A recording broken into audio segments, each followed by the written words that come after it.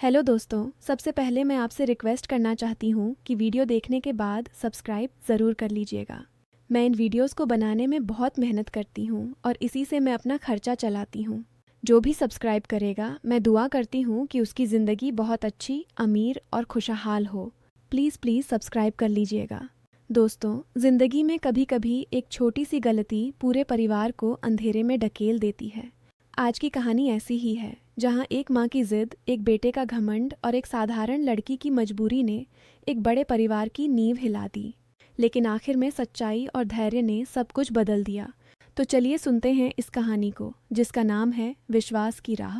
राजस्थान के छोटे से कस्बे देवगढ़ में ठाकुर रुद्र प्रताप सिंह की पुरानी हवेली खड़ी थी। हवेली की दीवारें इतिहास की गवाह थीं, लेकिन अंदर का माहौल पिछले कुछ सालों से बहुत तनाव भरा हो गया था। रुद्र प्रताप सिंह, जो अपने इलाके के सबसे बड़े जमींदार और पूर्व विधायक थे, अब उम्र के 60वें पड़ाव पर पहुंच चुके थे। उनकी पत्नी कमला देवी बहुत सख्त और नियंत्रण करने वाली स्वभाव की महिला थीं। उनका एक ही बेटा था, विक्रम सिंह।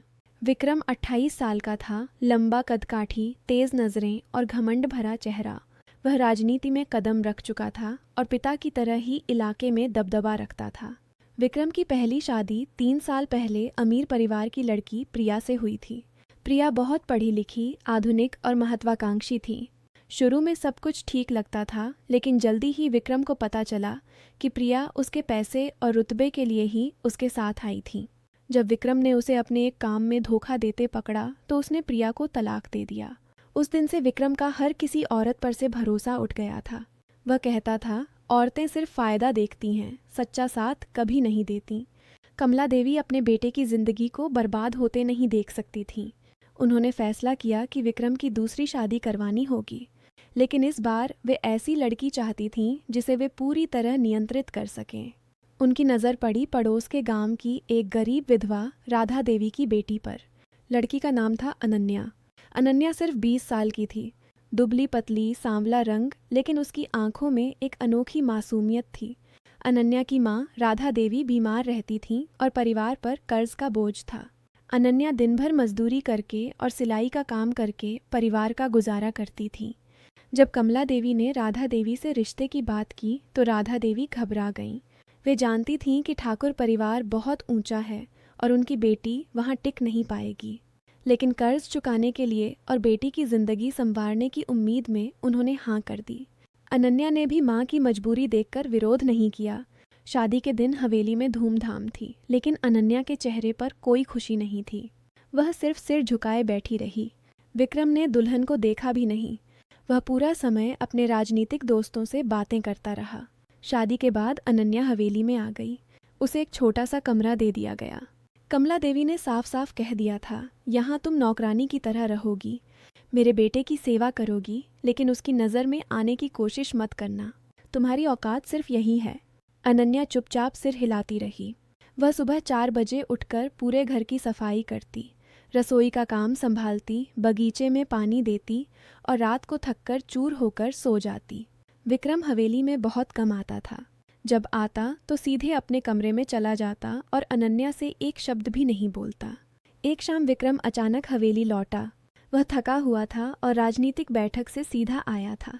कमरे में घुसते ही उसे महसूस हुआ कि कमरा पहले से साफ सुथरा है और बिस्तर पर फूलों की माला सजी हुई है। उसने सोचा शायद कोई नौकरानी ने किया होगा। तभी उसकी नज़र अनन्या पर पड़ी, जो कोने में सिर झुकाए खड़ी थी। विक्रम ने कठोर स्वर में पूछा, तुम यहाँ क्या कर रही हो? अनन्या घबरा गई। उसकी उंगलियां आपस में उलझ गईं। मैं कमरा साफ कर रही थी साहब। उसकी आवाज़ कांप रही थी। विक्रम ने उसे ऊपर से नीचे तक देखा। नज़रें ऊपर करो। अनन्या ने धीरे से सिर उठाया। विक्रम को उसकी मासूम आंखें अजीब लगीं।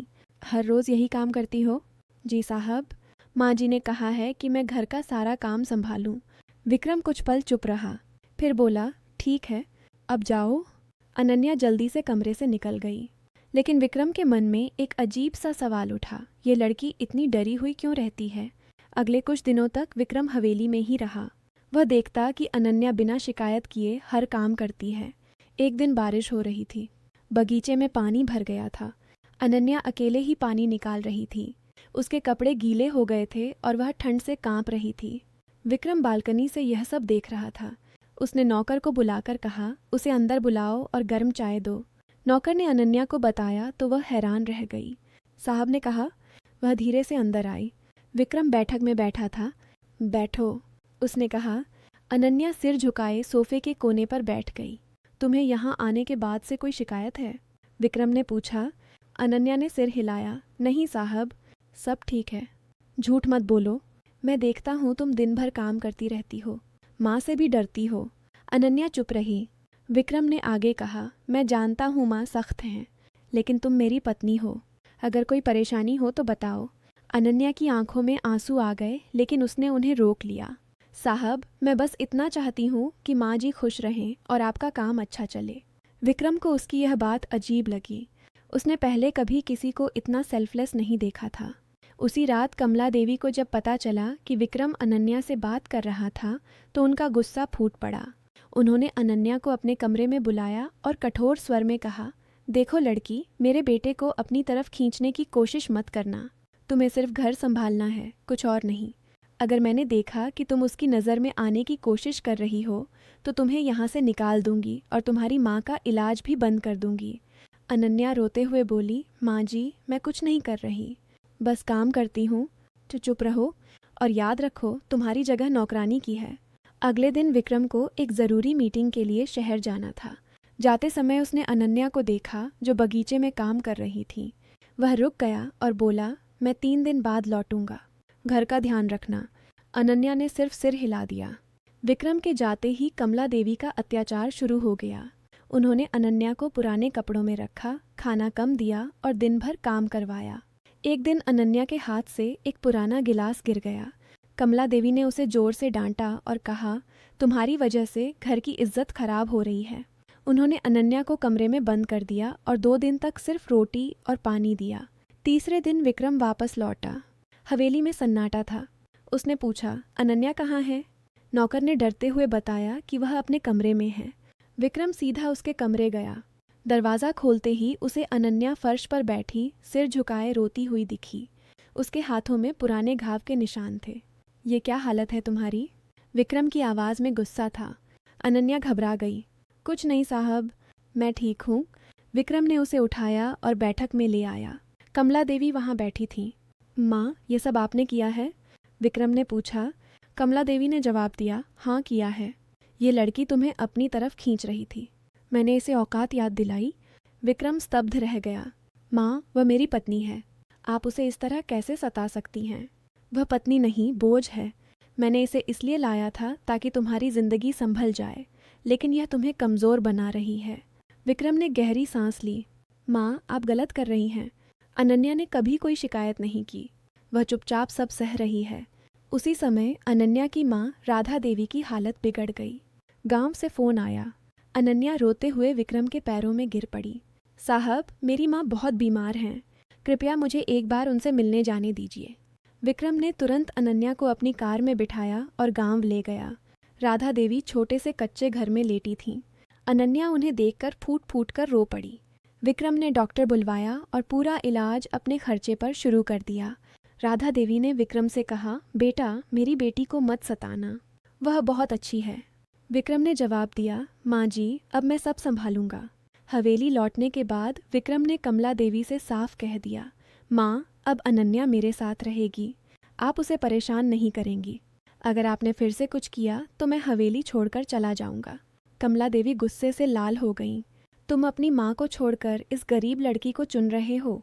माँ, मैं किसी को नहीं चुन रहा, बस सही और गलत का फ़र्क समझ रहा हूँ। अनन्या ने कभी धोखा नहीं दिया, वह सिर्फ सम्मान चाहती है। धीरे धीरे विक्रम अनन्या के करीब आने लगा। वह उसे शहर ले जाता, अच्छे कपड़े दिलवाता और उसकी पढ़ाई का इंतज़ाम करवाता। अनन्या पहले डरती थी, लेकिन विक्रम की नरम बातों से उसका डर कम होने लगा। एक शाम विक्रम ने उसे छत पर बुलाया। आसमान में तारे चमक रहे थे। अनन्या, तुम मुझे माफ़ कर सकती हो?